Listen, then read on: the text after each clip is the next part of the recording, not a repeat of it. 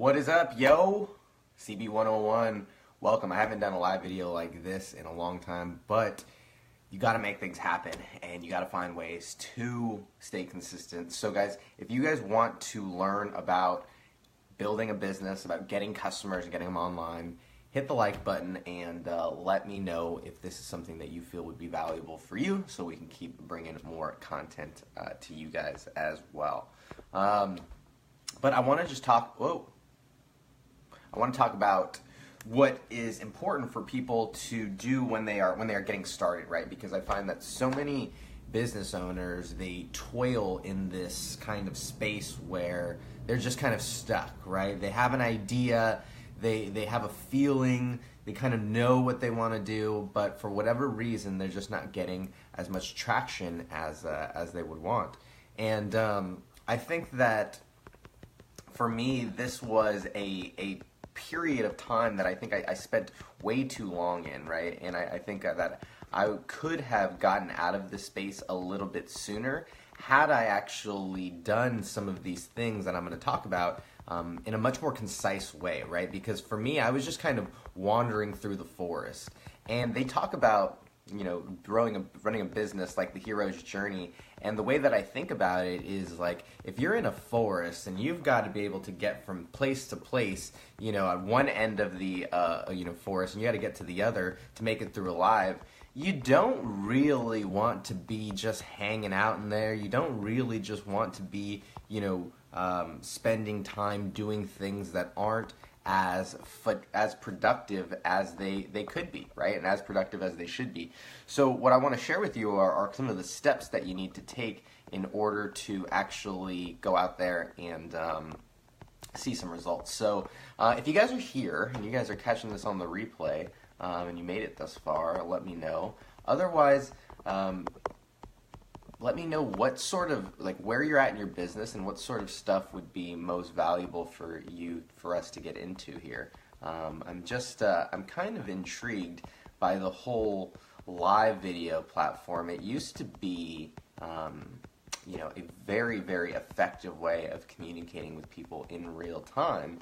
But I'm just curious as how this is going to go moving forward. So, let's talk about it, right? I think about the very first thing that whenever you are starting a business, right, you need to figure out who your customers are before you actually figure out what it is that you're going to sell, and before you figure out, you know, how you're going to sell it. The first thing that you need to do is actually figure out who you're selling to.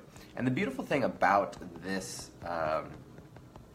beautiful thing about this kind of method is that no matter what happens in the industry, no matter what happens to technology, if you start out by if you start out by going and working towards a particular group, and you go and you start out by making it about those types of people as opposed to about your types of products, then you're always going to have a customer base. You're always going to have a place to serve people, right? So it's really, really important that when you're first starting out that you don't necessarily focus in on what's the product that I'm going to provide, what's the service that I'm going to provide, because things may change, right? Your niche may evolve.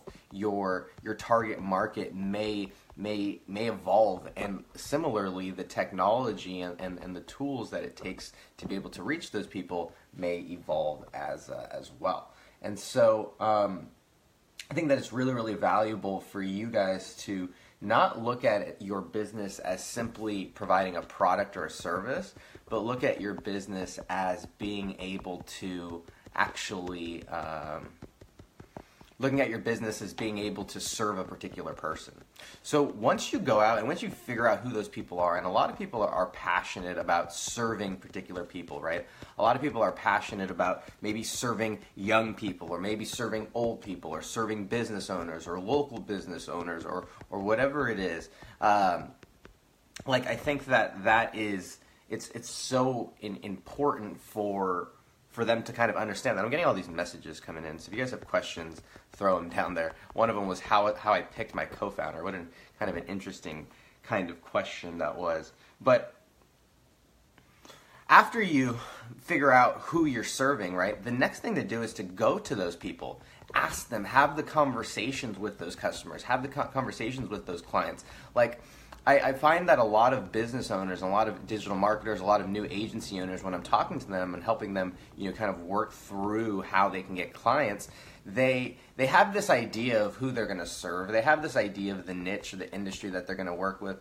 But then I ask them, like, okay, well, have you gone out and talked to these people? Have you gone out and surveyed these people? Have you gone out and met with these people, shook their hands, figured out what their problems are? And a lot of times, it's like, it's like, oh yeah, I kind of, like, what I find is that a lot of people assume that they know what their industry is struggling with, right? A lot of people assume that they know what their niche actually wants. And similarly for me, I'm like, when I'm constantly doing this stuff, right? When I'm constantly putting out content, I'm using this as a way to find out what people want to learn, right? Because, like, I've read, I don't know, hundreds of books. I've the things that I enjoy talking about are varied, right? But I also know that it's really, really important to talk about what you guys want to talk about. So I'm trying to pull up my, if we have any questions. Lindsay, what's going on? Thanks for hopping on, Lindsay. I appreciate the love and support.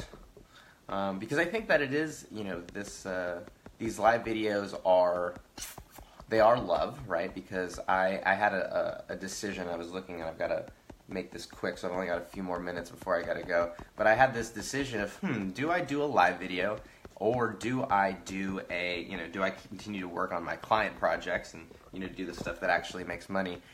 And what was interesting was I felt compelled to do the live video because I knew that there was a rather small, I know it's Friday, right? I guess, like, on the weekends, people start to get less, I guess they're just working less. I don't know, and I guess that's okay. I remember that used to be me at one point.